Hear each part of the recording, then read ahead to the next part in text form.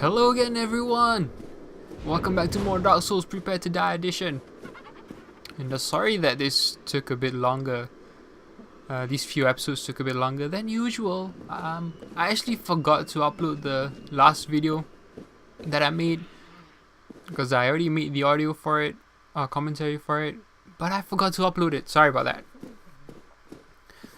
But this one has been a bit later just because of stuff I've been doing. Not enough time. The usual excuses, really. And so if you remember in the last episode, I died facing those two mages when one of them knocked me off the edge using her magic. Now, I did go back and get my souls, but I didn't do anything else. I mean, I didn't kill them. I didn't go check the area to see if there was some sort of item or whatnot. There probably is, because otherwise there wouldn't be those two there, but I didn't really check. Mostly because the lag got a bit annoying. Even fighting this guy is a bit laggy. And I totally do not have the right weapon to fight him because you can't backstab him, but I'll deal with it. I mean, he'll die in the end. And there goes. It was also totally obvious that he would be a enemy, given that it was just the one treasure chest right in the middle there. And yeah, that's another one of those carvings that will tell you, sort of like a multiplayer item. And if I'm not mistaken, it's an infinite usage, or you have an infinite amount you can use, and so you don't have to worry about, when you use it the first time that it breaks off something. And yeah, I remember talking about the crystal lizard that appears on sort of like the building to my left here. I didn't get him, so I'm not sure what he has. Be easier to get him with a bow. Oh, 200 damage, sweet. And the reason I'm pulling this guy out is because on the far side of the bridge there's a mage. And there's also a likelihood that there's another one of these guys in this circular area in front here hiding to the side. Yeah, like that. Thankfully, the mage doesn't attack us from this distance, but she most likely will as we run across the bridge. Sup?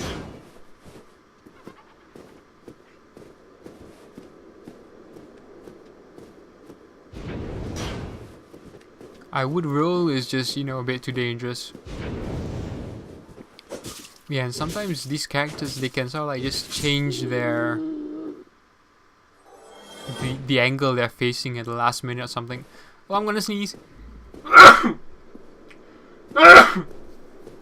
Excuse me.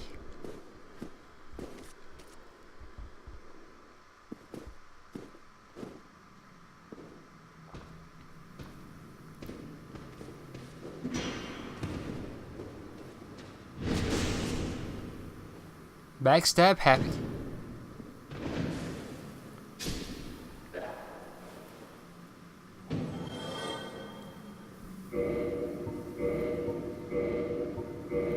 And here I reload just because it got a bit laggy. I wasn't sure how many other enemies there were ahead, so I decided to just pull this guy out first. I do like the bows, I mean, especially once upgraded, they do decent damage. And they can really travel. Unlike magic, you can't really control magic when you're not locked onto the enemy, or at least it's much harder. You have to sort of position the camera at eye level if you want to manually use magic, and even then it's still not perfect.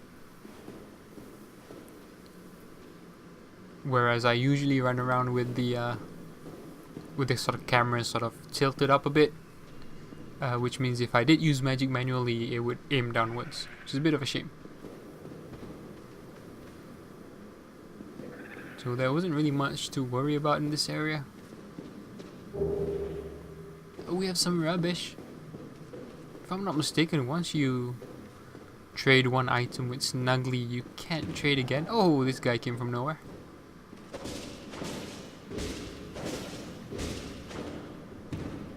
I do like the fact that they kind of get staggered so much that they can't interrupt you, so you can just wail on them. And I have a decent enough stamina that I don't need to worry. So we've got 2 enemies down here, but we can't really see all that far. There probably are more than that. Some other enemies somewhere. So let's bow and arrow him. We've got the mage. Let's take care of her first. Ooh, headshot. So yeah, sweet. From an arrow, I only need 2 arrows, basically, to kill the mage. And she doesn't move, so unlike these guys who inflict physical damage, who come chasing after you, the mages don't. So that's cool. Makes it easier. I could backstab him, but it doesn't really make much of a difference.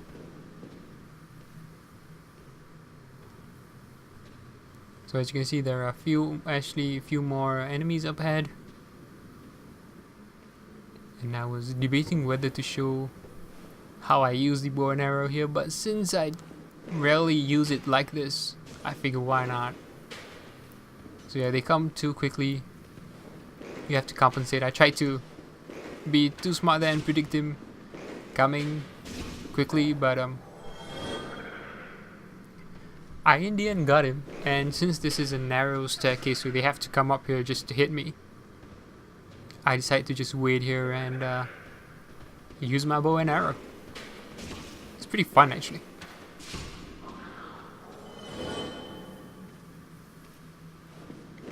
The ones further away, a bit harder. It's weird how they react to the noise. But if the arrow flies past them, they don't really react to the arrow. You know, like, oh wait a minute, someone's trying to hit me with an arrow. No, let's just look at where it landed and the noise it made. So there are quite a few guys here, like 5 at least of the normal ones. And you can see there's an item sort of hanging. There's also some, if you see closely, there's a mage user above the item. There's like a walkway, a pathway, and there was a mage user up there as well. I didn't see that at first while playing, so that could have been dangerous. Oh, that was also dangerous. Now, since I don't see anyone else, we can just go down. I mean, I didn't see the other mage that was above the bottom floor, but and pay attention, or at least remember there's a path to the right here that has some. Oh well, you might not see it there. I'm pretty sure I should show it later. That will be important for the next episode. Although I think I kind of pointed out clear enough. So remember this room, I guess, in particular.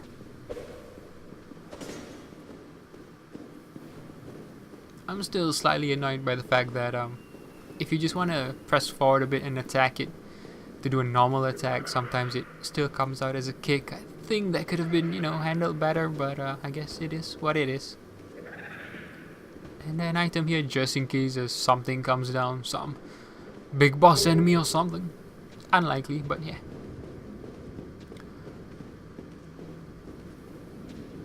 So you see there's a path there, yeah. And there's actually another mage here, and he was trying some attack there just now. But my trusty sword staggers, and I can kill them easily. So there's the item up there. I'm pretty sure you have to go somewhere too. You can cut it from above, but let's try cutting it from below. You see, from this angle I can't see that mage, the other mage chick. Which is why I didn't really know anyone was up there. Dark Fork magic! I'm guessing that's the first thing the the mage just now was trying to do that kind of missed me. I guess it's specific, it stays in an area, it doesn't follow you, something like that. So we're in a new section. Sweet. So yeah, remember there was that pathway that had some stairs going up just now. That will be useful in the, or will return there in the next episode. And ta-da! I told you there were some lamps that would indicate shortcuts, and this is one of them. Well, that's what it is really. So I knew straight away there was going to be a shortcut here. And I'm pretty confident where this will lead. And that is up here where we were.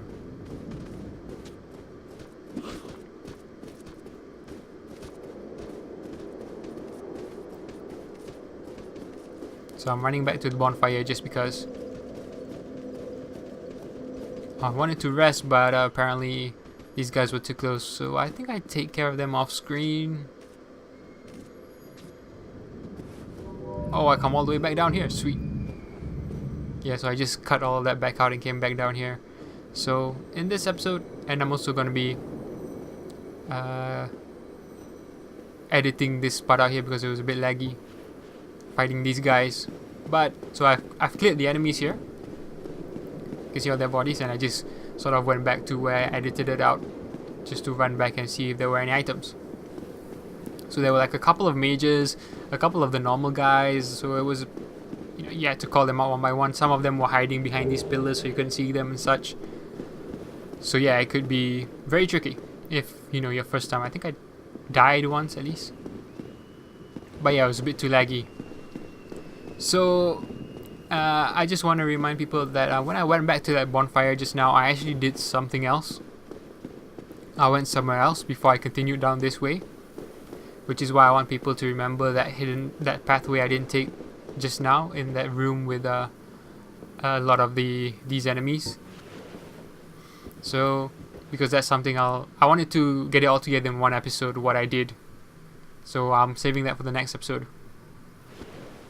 So there's some sort of enemy up ahead here. I'm pretty sure this weapon won't really do much damage, but I decided to change out my bow and arrow instead.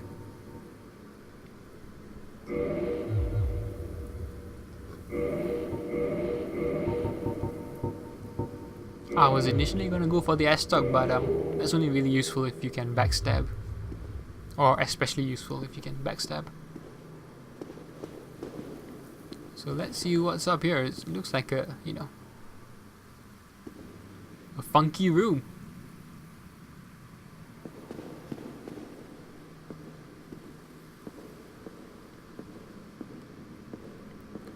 So there's an enemy up here. It's not like a boss, because otherwise you'd have all the music and all the proper life bar. But he looks like a dangerous dude. Looks kind of like Havel. And he can smash all the stuff around him. He's got some sort of boulder weapon. He goes, and he's got a. I have no idea what to call that enemy. He's got like a spike attached to his back, and then he's got this he's got this boulder attached to a chain that he smacks you with, and you inflict crap damage on him, which is the most annoying thing when, you know, there are these sort of battles. It's the fact that you inflict trainee damage and he can kill you in 2 hits. Now granted, there are probably ways around it, but like maybe poisoning him or bleeding him, or you know, maybe you can backstab him. I'm not sure if you can backstab him. It just, you know, it's just pretty dangerous to try. And the couple of times I tried, I'm not too sure I was close enough to actually say for certain that you can backstab him, but I'll leave him be for now. I might come back to him later before I end this playthrough, just to see, you know, what I can do with him.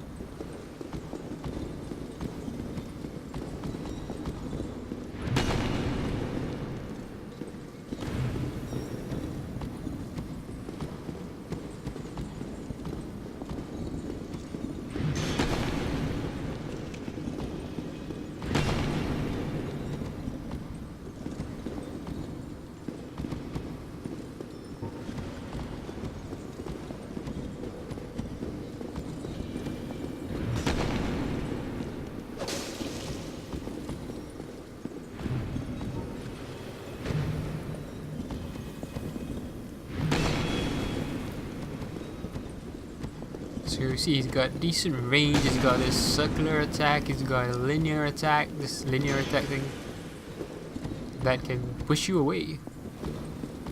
So yeah, dealing with it was just annoying. It just felt annoying really more than anything else. And I just decided to run.